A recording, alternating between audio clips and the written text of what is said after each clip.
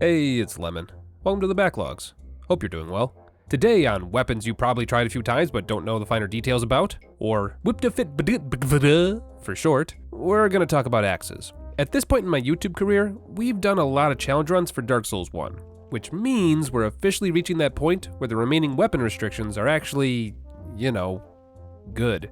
But that's okay, because while the question, can you beat Dark Souls 1 with only axes, is a resounding yes, something tells me I might be able to teach you a thing or two about the weapon class itself. So, with that in mind, let me show you how to beat Dark Souls 1 with only axes.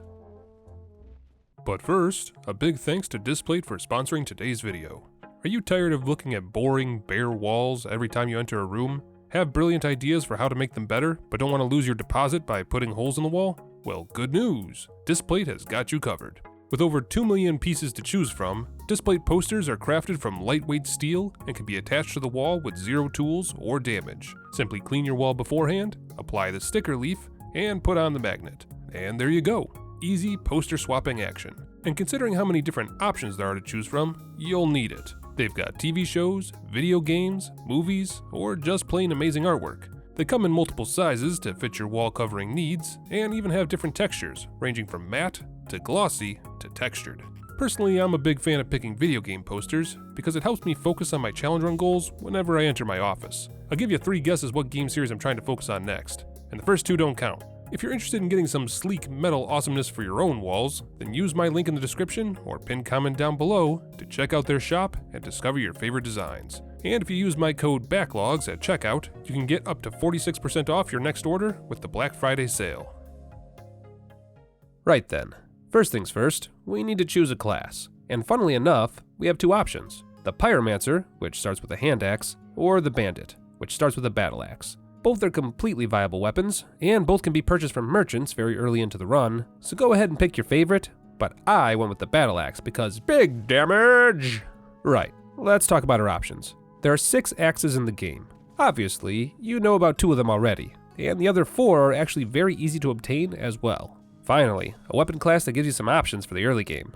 The hand axe can be grabbed by either starting as a Pyromancer or from the male undead merchant for a measly 450 souls, and the battle axe can be obtained by starting as the Bandit, a lucky drop from the axe hollows around the undead burg, or by purchasing it from Andre for 1,000 souls. As I stated before, both of these weapons are pretty decent choices, especially in comparison to some of the crappy weapons we've showcased in the past. But there are differences between the 2 of them, and depending on your playstyle, one might appeal more than the other. So let's get you taken care of, yeah? Let's start with the battle axe. Essentially the starting design of every other axe in the game, this weapon is basic, but reliable. Just like most of the other axes in the game, its stat scaling is mediocre, so I wouldn't worry too much about that. But its base damage is pretty respectable. Light attacks are simple swings, strong attacks are downward slashes. Two-handing the weapon doesn't make much of a difference to the moveset, but as with all melee weapons, two-handing a weapon means it gets a slight boost to its damage, so there's that. More importantly though, axes have a mechanic that most other weapons don't. Stumbling. See that animation there? Yep, that's the one. Essentially, if you miss your target, you'll stumble, which means a longer recovery time between attacks. This also means you can't do a weapon combo unless you hit an enemy, so better shape up on that accuracy now. But if that mechanic makes you nervous, good news. The hand axe doesn't have it. Unlike every other one of its brethren, the hand axe can combo its attacks whether it hits a target or not. Well, on its light attacks anyway. The strong attacks still stumble if you miss. It also has a faster attack speed than the other axes, but this comes at the cost of lower damage. Not much, mind you, only about 20 damage or so compared to the battle axe, and since it attacks faster, the damage gap is actually smaller than that. So if you like hacking away at your enemies like a serial killer in a horror movie, hand axe might be the way to go. Now, the hand axe does have another downside. It doesn't have a downward swipe attack, which means if you're in tight hallways, you're in for a bad time. But have no fear, if neither of these 2 weapons gives you the hack and slash you crave, I've got another weapon you might enjoy, the Gargoyle Tail Axe. Obtained by cutting off the tail of a gargoyle, as implied by the name, this weapon is really weird, for multiple reasons. Oh hey, the roll attack of the hand axe is a downward attack. That's something, I guess. In fact, I think most, if not all of the axes have that animation. Good to know. But anyway, with the first Bell of Awakening rung, let's talk about that tail axe. With comparable damage to the battle axe, this axe is different than the others for 3 reasons. First off, it's the only axe that scales well with dexterity. Second, it increases your poison, toxic, and bleed resistances when held. It's very poorly represented, but those purple bars are the game's way of coping with your resistance increasing all of a sudden. Think of it like the game adding to your timer for each status type. And third, this axe's moveset. The light attacks are the same as the battle axe, albeit with a little longer reach, but its strong attack is something else. Why does it do this? I have no idea. I mean, I get it, it's a tail, but who the fuck? It's the same for the two-hand attacks, though interestingly, the strong attack is an uppercut instead of a downward slice. Might be useful in a few situations. Still reminds me of a pool noodle filled with razor blades though. Anyway, let's get a few rings for our build, and then we can get our next axe. But I will wake you up. What have you here? Oh, you're actually, oh, okay, well. I left him no choice. Stupid idiot. Anyway, I guess you know you've played Dark Souls too many times when even the NPCs are trying to save you the trouble of killing them. But that's the Ring of Favor and Protection collected, which is always a welcome addition to any build, especially considering the fact that we need to head to Blighttown for our next axe. What up, girl?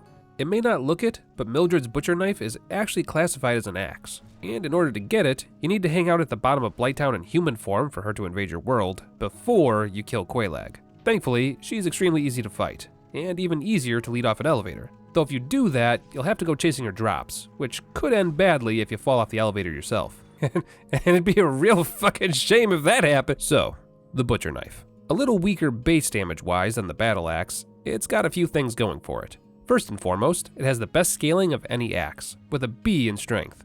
As a trade-off though, it's about twice as heavy as the other axes and requires 24 strength to wield in one hand. As for its moveset, light attacks are the same as other axes, but the strong attack is a silly running attack. Very goofy. Very weird.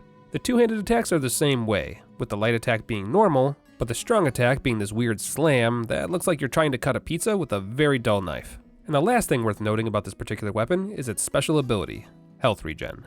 Now, it's not much, only 5 HP per swing, but that could add up over a long enough period of time, or if you combine it with a few additional sources of health regen. Don't get too excited though. If you hit multiple targets with a single swing, you still only get 5 HP. Proof of concept, 692 HP, and with a single swing hitting 4 individual enemies, my health is now 697. Thanks, Miyazaki.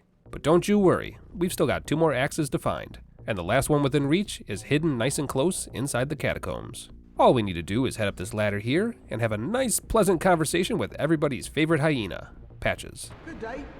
You look reasonably sane. Yep, that's me. Reasonably. You go to hell. You go to hell and you die. And hey, would you look at that? The nice man gave us the crescent axe. This axe is easily my favorite of the bunch. Why? Because it's a holy weapon. And you all know I'm a sucker for a paladin build. But more importantly, this thing blows the other axes out of the water in 9 out of 10 situations. Not only does it have a B scaling with faith and some minimal scaling with strength and dexterity, but it has great base damage and doubles it with additional magic damage, a damage type that most enemies in the base game have no resistance for. And if that wasn't enough, it also has the holy modifier, guaranteeing that the undead stay dead when you smack them with this beast of a weapon. As for its moveset, it's the exact same as the battle axe, though it has a little bit more reach due to your character holding it at the bottom of the hilt instead of the middle for some reason. Almost makes it look like a halberd, huh? Well, I guess I know what weapon type we're doing next. Now, all of this awesome does come with a catch. It requires Twinkling Titanite to upgrade, which means it's not only 2,000 souls per upgrade, but we're gonna have to do some searching if we wanna get this puppy up to +5. But it's not as bad as it sounds. The first 2 Twinkling Titanite is in the Barrel Lizard just before the Taurus Demon, and the second pair is in the Lizard at the start of the Darkroot Basin. After that, it's time to head to the Great Hollow. Oh, well here's the thing. Here's a trick actually. No, this will be good. Alright, that's not the trick.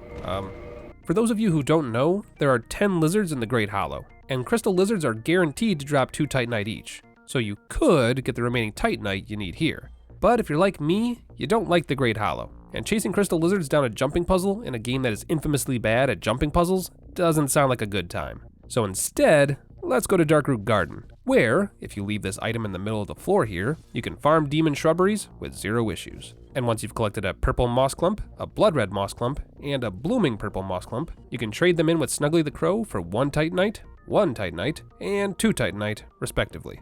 And with that, you should have all 10 Titanite you need to get your weapon from +0 to +5. Now some of you are probably wondering why we went through all that effort for a weapon that scales with a stat we haven't been dumping into. And the answer is simple, because even without us dumping into Faith, it can almost one-cycle the Moonlight Butterfly. Oh, this was while the weapon was at +2 by the way. And if we do start dumping into Faith, the damage increases are pretty damn solid. God, I love being a paladin. To solidify exactly how much damage this thing is outputting, let's fight the Stray Demon. A boss that has famously high physical defense, you wouldn't even know if you used the Crescent Axe. Embarrassingly easy. Against bosses with less physical defense, it carves through them and their minions like butter. Combine that with the occasional stagger, and you've got a dead boss in less than 30 seconds. And this is even more true for bosses that don't move all that much. Just combine your two-handed strong attacks together, and watch as your damage skyrockets past 1500. Even higher if you're not a dummy and invested in endurance, which I have not. From this point on, we're just sailing through the game, with no pit stops to make. Outside of killing all the bosses anyway. But with our weapon fully upgraded and our stats rounding out, there's not much else to do except ring the second bell and head to Anor Londo.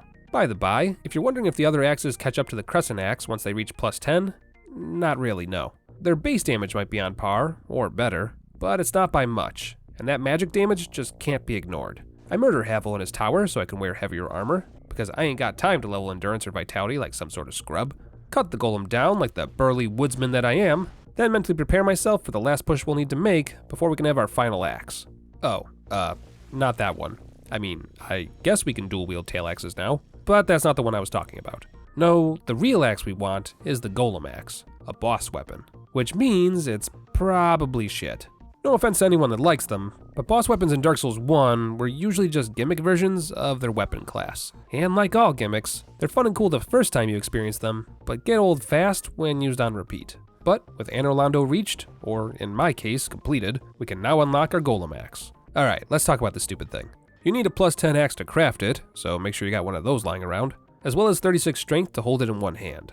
The physical damage is pretty amazing if you can max it out, but it's 3 times heavier than the other axes, so keep that in mind. Moveset is the exact same as the basic axes, except for one move, the one-handed strong attack, which casts a ranged wind attack similar to the Iron Golem. It doesn't do as much damage as your melee attacks, but if you need ranged options, now you've got them for 30 durability a pop. Will we use this thing? I don't know. But what I do know is that we can place the Lord Vessel, which means it's time to begin the boss rush. I don't know why I bother though. It's not like any of these bosses are going to be, Carl, cut the camera. Cut the camera. So yeah, don't know why I bother with the last half of the game in these how-tos. It's not like any of these bosses are going to be difficult. As expected, Gravelord Nito is a simple task with the Crescent Axe, since all the minions around the arena can't revive, and Nito himself is pretty weak too. So that's one down. Surprisingly, Seath is actually kinda difficult this go around, or at the very least, he's not a total pushover. His magic resistance is kneecapping my damage, and because I had to put points into several different stats to show off all the different axes, I don't have any points in health or endurance, which is kind of a problem when you can't melt a boss down quickly. Time for Operation Stinky Armpit. I switched to the Golem Axe for maximum physical damage, then just nuzzle up good and tight to Seath's crevices. If you didn't know, you can pretty consistently avoid most of the crystal area of effect attack he does if you squeeze yourself in good and tight. There's a little chip damage, but it won't stop you from wailing on him. 2 down, 2 to go. From this point on, the rule is simple. If magic resistance equals false, hit it with the Crescent Axe. If magic resistance equals true, use the Golem Axe, or whatever physical axe you prefer. There really aren't that many bosses that have magic resistance, so if you pour it into the Crescent Axe, you'll get a lot of use out of it. And it's a great weapon for cutting tails, limbs, or whatever else needs removing from boss bodies. And even if a boss feels like it should be magic resistant, it's worth trying the Crescent Axe anyway, because sometimes the damage output is so strong that it really doesn't matter. But as with any weapon restriction run, it's always good to have backups. And this is especially true for the DLC, because as any Souls veteran knows, the entire franchise is a big fan of turning all the boss defenses up to 14 when you reach the additional content. Doesn't matter which game. If you're doing any damage that isn't straight physical, you're in for a bad time.